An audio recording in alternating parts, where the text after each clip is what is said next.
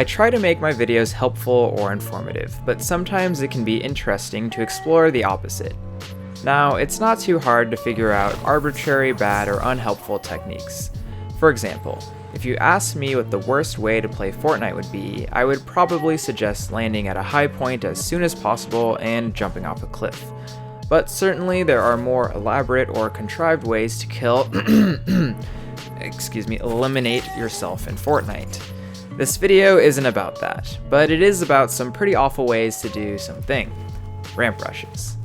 I think ramp rushes are a neat family of building techniques to explore when it comes to suboptimality because of a few things.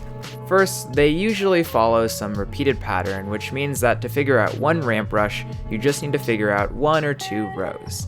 Second, they all involve the rather linear process of your character running forward and upwards, meaning that it's easy to define ramp rushes. And finally, ramp rushes can be evaluated in various ways but have a very mechanical evaluation, being that all ramp rushes have an easily countable number of layers. To elaborate on that last point, most people define the number of layers a ramp rush has as the minimum number of builds someone would need to destroy in order to knock out the structure. Of course, this doesn't mean that all one layer or two layer ramp rushes, for example, have the same structural integrity, but it does mean that we can easily compare them to each other using these layer groups.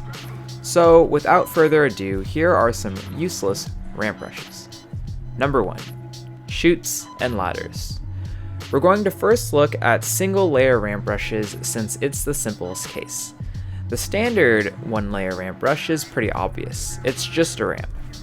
Now, for a ramp rush to be a single layer ramp rush, there must be only one contiguous path along the rush's builds that you can trace from start to end.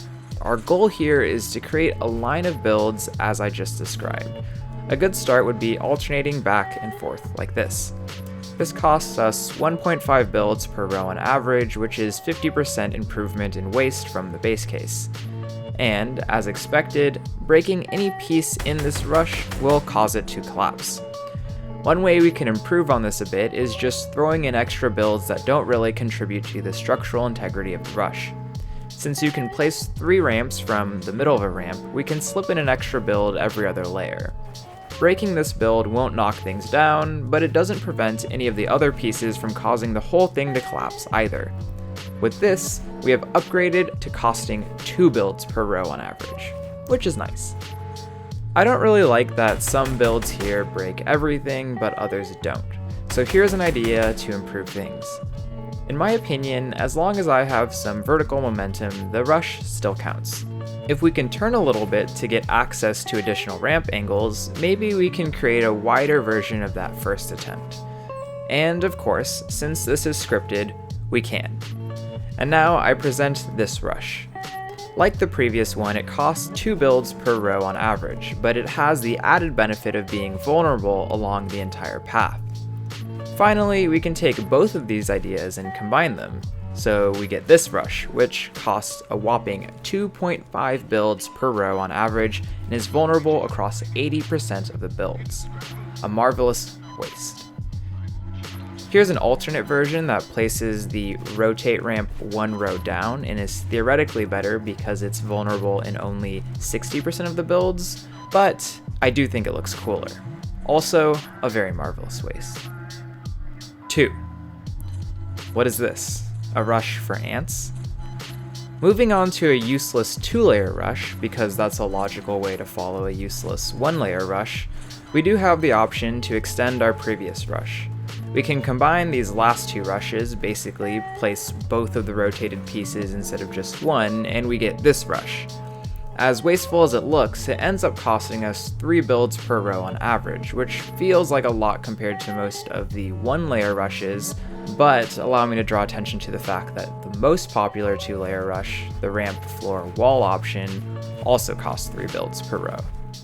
Now, to be clear, this rush is much better for many reasons, but I think I want to do something else different. Looking at that ramp floor wall rush again, we can see why it's a 2-layer rush. If I wanted to draw a path to cut this shape here, a triangle, I would have to inevitably intersect at least 2 points on the triangle. Now, here's something pretty obvious but useful here. If I were to scale up this triangle, the property I just stated remains true. So this big triangle also qualifies as a 2-layer rush. A pretty simple way to invent a new technique. So, is there a way to do this same ramp floor wall rush, but this time bigger? Again, this video is scripted, so of course I already know the answer to that, and now you will too. It is totally possible. Wouldn't it be disappointing if it wasn't? I like this one because it makes your character look really tiny, because you usually don't see these blown up versions of techniques since ordinarily they're not really possible. But I was pleasantly surprised after testing to find that with the right placement order, this one works great.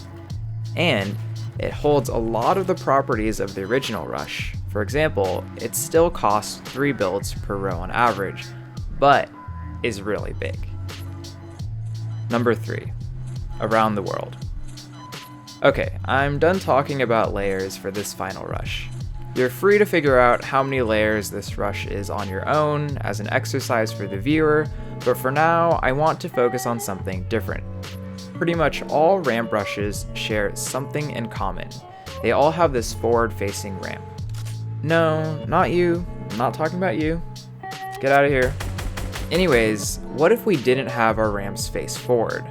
Well, we can kind of replicate that cone wall rush a little bit by using perpendicular ramps and then using floors to glue everything together. This creates that stair-like shape that the cone wall rush creates, which is neat, but this now only represents 2 of the directions ramps can face out of the 4. We can pretty trivially slip in the forward-facing ramp here, now giving us access to 3 out of the 4, but let's face it, this rush is nothing without all 4. And at this point, you know that I've tested this, and it is in fact possible to do just that. Here it is. It's great. Something I really like about this rush is that you get to spin in circles as you do it. It reminds me of those videos of really excited dogs. My character in Fortnite spinning around aimlessly. Thanks for watching. Okay, baby be calling me Hercules, cause the H on my waist, but this bitch here stand for Hermes. Okay, I done pop me up, okay, cause I heard it help with the pain, but just help my back aches. Okay, baby don't hurt me, let's begin after 3, cause a nigga like 4.